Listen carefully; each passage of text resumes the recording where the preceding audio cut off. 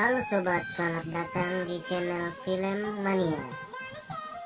Seperti biasa, sebelum menonton video ini jangan lupa siapkan rokok dan jangan lupa siapkan handset dan siapkan tempat rebahan yang paling simetris.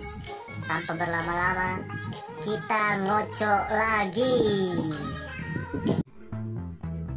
Film dimulai tentang awal mula terciptanya program Battle Royale, di mana karena resesi besar-besaran, pemerintah Jepang mengeluarkan program untuk meminimalkan kenakalan remaja yang dikenal sebagai BR atau Battle Royale Survival Program.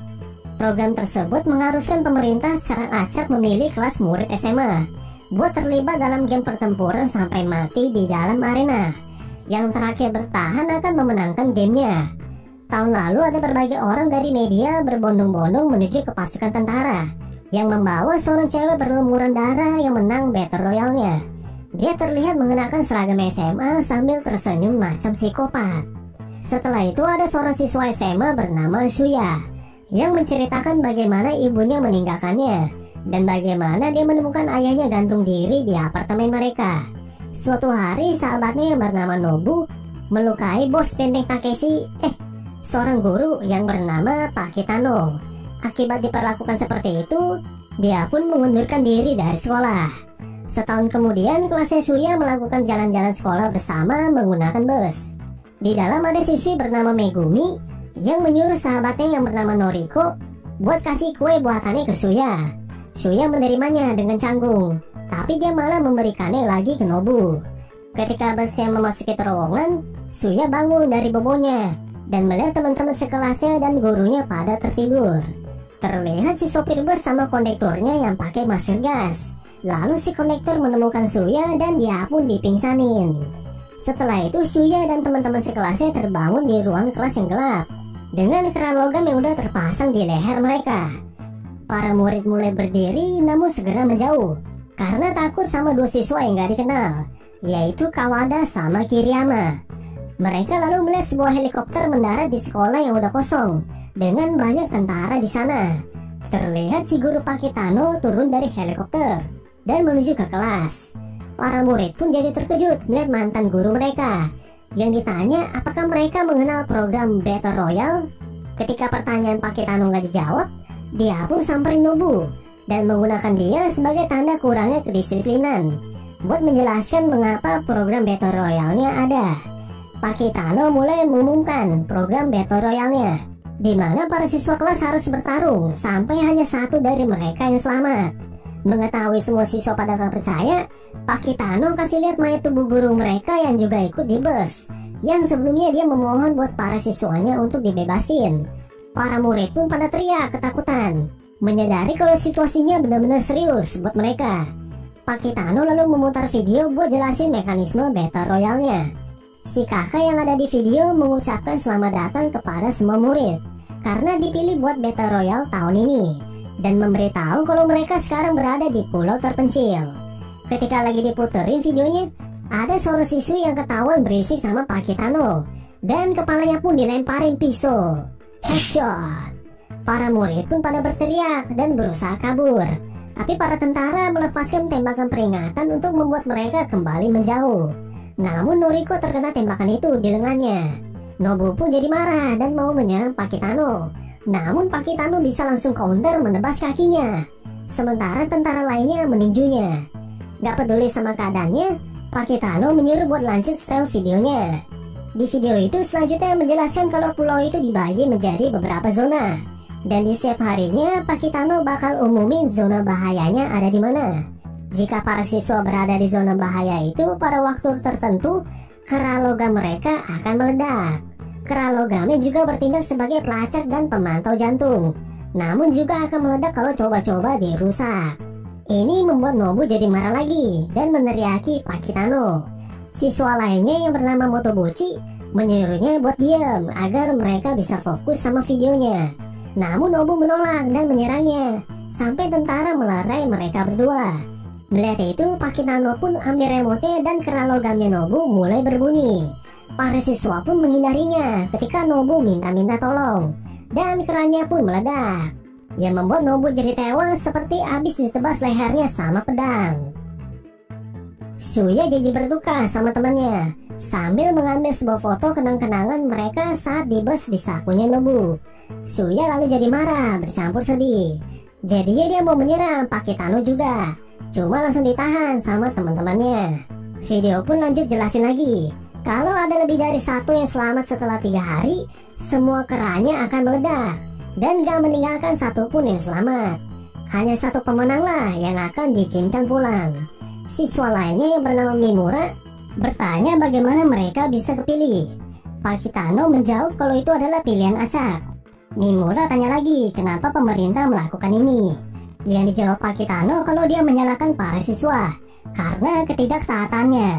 Setelah itu terlihat para tentara membawa banyak tas persediaan yang masing-masing berisi makanan, air, peta, kompas, senter, dan juga senjata. Tapi untuk senjatanya yang bakal para siswa dapetin itu random acak. Satu persatu siswa pun dipanggil dan diberi tasnya sebelum meninggalkan gedung. Namun ada juga salah satu siswi yang menolak menerima tasnya. Ketika Suya dipanggil, dia kasih fotonya Nobu ke Noriko sambil bilang akan menunggunya. Suya lalu meninggalkan gedung dan bersembunyi di semak-semak buat memeriksa tasnya. Gak lama setelah itu ada temennya yang datang dengan leher yang udah ketusuk sama panah. Dia lalu jatuh dan tiba-tiba ada yang menembak panah lagi ke arah dia. Suya melihat ke atas dan ternyata itu ada ulah temennya yang bernama Yoshio yang pakai crossbow. Suya pun lemparin senter ke kepalanya sebelum dia kabur sama Noriko. Sementara si Yoshio jatuh dan kehilangan crossbow-nya. Dia lalu cari-cari crossbow-nya ketika ada temannya yang lagi mendekat sambil memegang crossbow-nya Yoshio. Melihat itu Yoshio pun bergegas ke arahnya. Namun temannya jadi panik dan dia pun tembakin Yoshio hingga tewas. Di area pantai, Suya sama Noriko menemukan sebuah gua buat bersembunyi. Suya lalu memeriksa lengannya Noriko yang terluka. Namun untungnya pelurunya cuma goresin lengannya aja. Di tasnya mereka ternyata dapat sebuah tutup panci dan teropong sebagai senjata mereka. Suya kemudian jadi bertanya-tanya apakah kelas mereka bisa kabur dari pulau atau enggak ya. Tetapi Noriko bilang kalau dia nggak mempercayai orang lain lagi, mengingat kalau mereka pernah membuli Noriko sebelumnya. Ketika Noriko ngomongin soal Nobu, Suya jadi ingat ketika dia lagi di panti asuhan bersamanya. Pada saat itu si Nobu bolos sekolah. Sampai-sampai Noriko menulis pesan ke dia buat memintanya untuk datang lagi ke sekolah dan join ke acara jalan-jalan sekolah. Karena semua yang udah terjadi sekarang, Noriko jadi menyesal mengundang Nobu buat balik ke sekolah. Tapi Suya sendiri nggak nyalain Noriko. Sementara itu di tempat lainnya ada Kiriyama yang dibully sama murid-murid lainnya sambil mengejeknya dengan kipas kertas yang dia dapat sebagai senjata. Dikarenakan dia bukan bagian dari kelas, para murid pun bertanya-tanya apakah Kiriyama adalah mata-matanya Pak Kitano. Lalu seorang siswa todongin Uzi ke kepalanya yang membuat Kiriyama sontak merebutnya dan menembaki mereka semua. Setelah itu dia ngelut ambil revolver sama 2 granat dari mereka. Lumayan. Di tempat lainnya di tepi tebing, si siswi yang menolak dikasih tas persediaan itu melempar tas sekolahnya ke laut sambil menyatakan kalau dia nggak mau ikutan main game Battle Royale-nya. Mengetahui itu pacarnya yang ikut sama dia jadi pasrah putus asa. Mereka pegangan tangan dan habis itu bunuh diri dengan loncat dari tebing buat kabur dari mimpi buruknya. Selanjutnya di sebuah ruangan penyimpanan terlihat Megumi melihat foto-foto yang dia ambil. Tiba-tiba ada seseorang masuk dan dengan cepat Megumi ambil stun gun-nya. Seseorang itu ternyata temannya yang bernama Mitsuko. Jadinya Megumi izinin dia buat masuk sambil berpikir kalau mereka bisa jadi temenan untuk Battle Royale-nya. Mitsuko kemudian ambil foto-fotonya Megumi sebelum dia ambil stun gun-nya. Tiba-tiba Mitsuko langsung menyerang Megumi dengan menjatuhkannya. Lalu dia tempelin celurit ke lehernya. Mitsuko bilang kalau dia ada melihat 2 temannya yang tewas gantung diri. Lalu menyatakan kalau dia menolak untuk kalah seperti mereka. Dan Mitsuko pun menebas lehernya Megumi. Esok harinya Suya sama Noriko mendengar pengumuman dari Pak Kitano. Ketika Pak Kitano umumin kalau Megumi adalah salah satu murid yang tewas, Noriko pun jadi shock. Pak Kitano lalu membuat daftar zona bahayanya beserta jadwalnya, yang membuat Suya sama Noriko langsung mencatatnya di peta mereka. Noriko masih shock karena sahabatnya udah tewas. Jadinya Suya semangatin dia untuk terus bergerak dikarenakan mereka lagi di zona bahaya sekarang. Saat lagi berlari, seorang siswa bernama Oki langsung menyergap mereka dengan kapaknya. Suya langsung balas menyerang dengan tasnya, sementara Noriko kabur. Dia pakai penutup pancinya sebagai tameng buat blokir serangan-serangan dari Oki. Oki lalu melompat ke arahnya dan mereka pun jatuh dari bukit. Setelah berguling, dia melihat Oki yang kepalanya udah nancep sama kapaknya. Dikarenakan Oki secara nggak sengaja menancapkan kapaknya ke kepalanya sendiri, dan dia pun tewas. Melihat temannya udah tewas, membuat Suya jadi panik dalam rasa bersalah dan ketakutan. Gak lama setelah itu datang Motobuchi yang menembakkan pistol ke arah mereka. Motobuchi pun mengancam akan menembak lagi, tapi tiba-tiba datang Kawada yang menembaknya dengan shotgun. Kawada lalu ngelut ambil pistolnya Motobuchi dan bertanya ke Suya sama Noriko tentang senjata apa yang mereka punya. Ketika mereka tunjukin tutup panci sama teropong, dia ngelut ambil kapaknya si Oki. Kemudian mereka bertiga mendengar dua siswa yang meminta semua orang buat melakukan gencatan senjata. Melihat itu, Suya pun mau pergi ke mereka dan membantunya. Tapi Kawada langsung hentiin si Suya sambil memperingatkan kalau bahaya dari para murid lainnya akan datang ke dua siswi itu. Jadinya Kawada melepaskan tembakan peringatan yang membuat dua siswi itu bersembunyi. Dan lanjut diteriaki Suya buat kabur. Namun mereka udah terlambat. Datang Kiriyama yang menembaki mereka berdua dari belakang hingga tewas.